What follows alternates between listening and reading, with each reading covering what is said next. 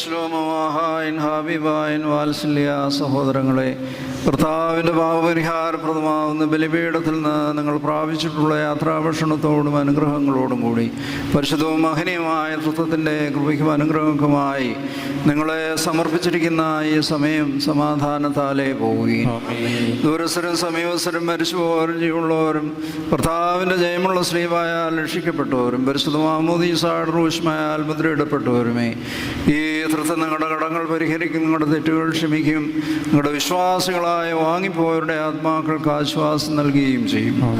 ഞാനോ ബലഹീനം ഭാവിയുമാകുന്ന ദാസനാവുന്നു. നിങ്ങളുടെ പ്രാർത്ഥനകളാൽ കരുണയും കൃപയും പ്രാപിപ്പാനിടയാകട്ടെ.